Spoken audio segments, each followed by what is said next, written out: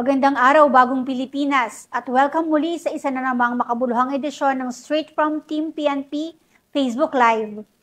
Ako po ang inyong tagapag-ugnay, Police Captain Cherry Vicente, sa pamumuno ng ating Acting Chief PNP Police Lieutenant General Jose Melencio C. Nartates Jr. at sa liderato ng ating Pangulong Ferdinand Bongbong Marcos Jr., patuloy ang Philippine National Police sa pagtataguyod ng bagong PNP para sa bagong Pilipinas. Serbisyong mabilis, tapat at nararamdaman. Binabati rin po natin ang Direktor ng Directorate for Police Community Relations, Police Major General Roderick Agustos Alba, at ang ating Direktor ng Police Community Affairs and Development Group, Police Brigadier General Marvin Josie Saro. Ngayong araw, isang espesyal na edisyon ng aming inihanda, ang Ligtas Undas 2025 Special Episode, kung saan tampok ang paghahanda ng Philippine National Police upang masiguro ang maayos, payapa at ligtas na paggunita ng undas ngayong taon. Pinaigting ng Philippine National Police ang mga hakbang sa seguridad at kaayusan sa pagdiriwang ng Undas 2025 sa buong bansa. Mula October 29 hanggang November 3, ipatutupad ng PNP ang nationwide deployment upang tiyakin ang kaligtasan ng publiko sa mga sementeryo, memorial parks, kolumbarya at mga pangunahing lansangan sa bansa.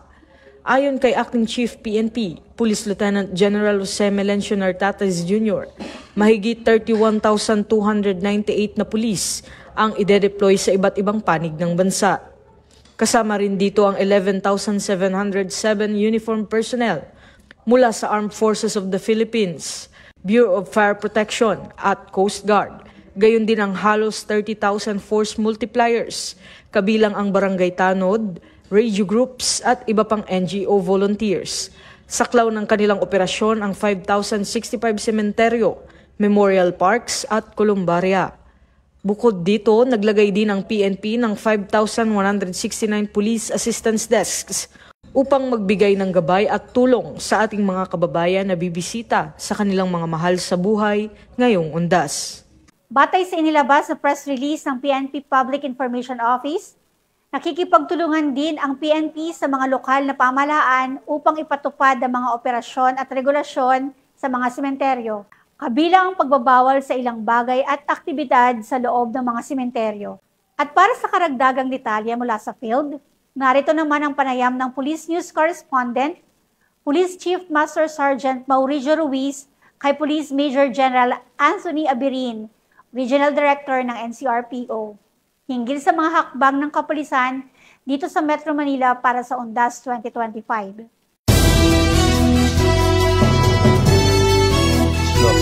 Sa muling pagkakataon na ito na naman tayo at lalatag na naman tayo sa Undas 2025. Ano ang pinaghandaan ng NCRPO para sa seguridad at kaligtasan ng ating mamayan na libo-libong dadagsa sa mga sementeryo at sa mga lansangan?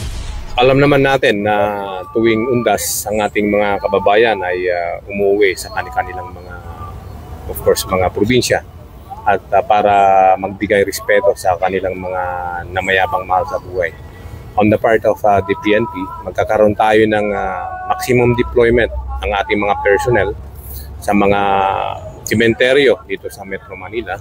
Hindi lang po mga sementeryo, kasali rin po dito yung mga simbahan, mga pangunahing lansangan at saka yung mga bus terminals doon sa seaport at saka sa airport. And anticipating of this influx of people from all walks of life ay nagbigay tayo ng direktiba na during those days, especially beginning October 29 ay magkakaroon po tayo ng heightened alert status. Nang sa ganon, lahat ng mga kapulisan po natin ay ma-account natin for maximum deployment. Sa ating mga kapulisan, of course, parte ng trabaho natin ito na magbigay ng seguridad sa ating mga kababayan. Although pare-parehas din tayo may mga mahal sa buhay na namayapa, pwede naman natin silang dalawin in some other days na hindi na masyadong busy or hindi na kinakailangan ang ating presensya dito sa NCRPO. Then let's visit our loved ones after All Saints Day. Nang sa ganon ay maipahiwatig din natin sa ating mga mahal sa buhay na andun palagi tayo para sa kanila. And sa ating mga kababayan na bibiyahe papuntang probinsya, siguraduhin po na of course bago bumiyahe, ang iwanan nating bahay ay dapat fully secured or ipagbilin natin sa ating mga kapitbahay. At siguraduhin po natin na maayos po ang pagbibiyahe natin. Kung may dala po tayong sariling sasakyan ay dapat palaging nasa kondisyon ng ating sasakyan at mag-ingat po sa pagmamaneho. Ngayon, kung magbibiyahe tayo sa public transport, wag na po tayong magdala ng maraming bagahe at wag na po tayong magdala ng mga pinagbabawal na mga gamit. Nang sa ganun ay hindi po tayo maabala. Ako po si Police Chief Master Sergeant Mauricio Bonilla Ruiz. At Patrolwoman Maria Danica Bacal Subungo. At Patrolwoman Ronalyn Tanghia. At Patrolwoman Evelyn Tilumatis. Alagad ng batas, tagataguyod ng balitang pulis.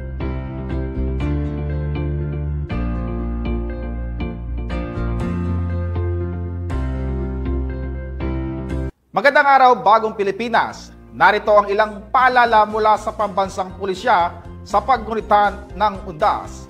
Mahalagang tiyakin ang kaligtasan ng inyong tahanan bago umalis patungong sementeryo o sa ibang lugar. Planuhin ng maigi ang pagdalaw at siguraduhin nakakandado ang lahat ng pinto at bintana.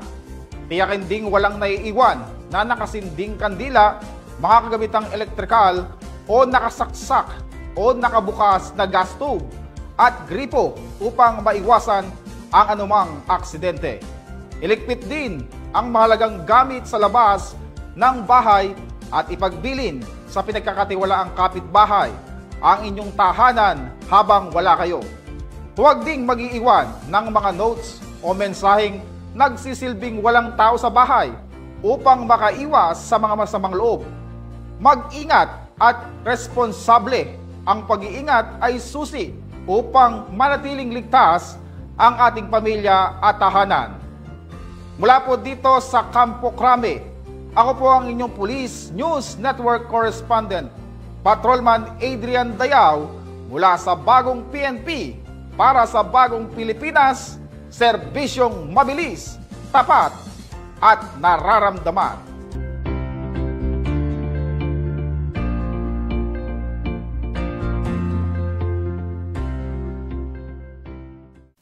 Tunay nga na napakahalaga ng koordinasyon at disiplina, hindi lang ng ating kapulisan kundi pati ng publiko, para maging maayos at ligtas ang ating paggunita ng undas. Kaya naman, habang patuloy ang pagbibigay ng seguridad ng ating mga kapulisan sa Metro Manila, narito naman ang ilang mahahalagang traffic advisory mula sa Manila Police District para sa mga bibisita sa mga sementeryo sa lungsod.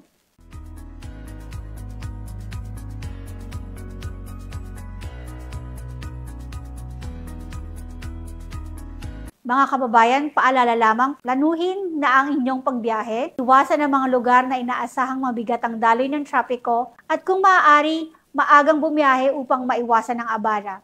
Tandaan din na maging disiplinado sa kalsada at sumunod sa mga traffic enforcers at pulis na nakatalaga sa mga pangunahing lansangan. At para mas maging handa ang lahat, narito naman ang mga Ligtas Undas 2025 reminders mula sa Philippine National Police.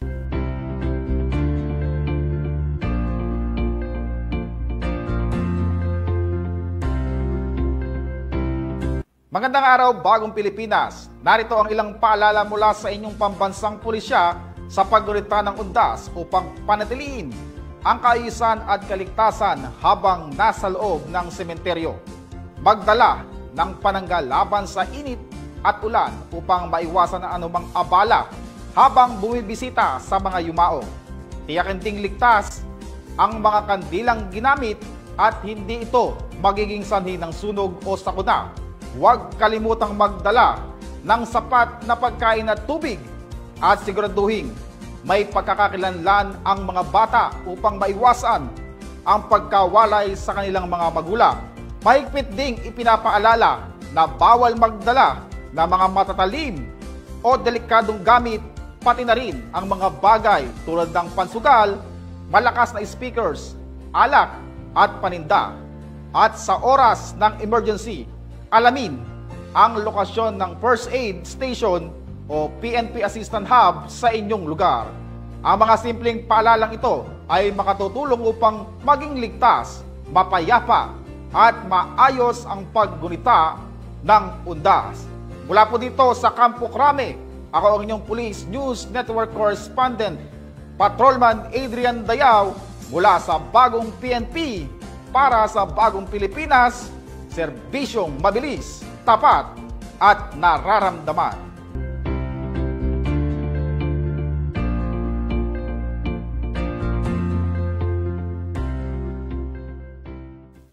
Mula po sa tanggapan ng tagapag-ugnay ng Pambansang Pulisya, ako po si Police Captain Cherry Vicente.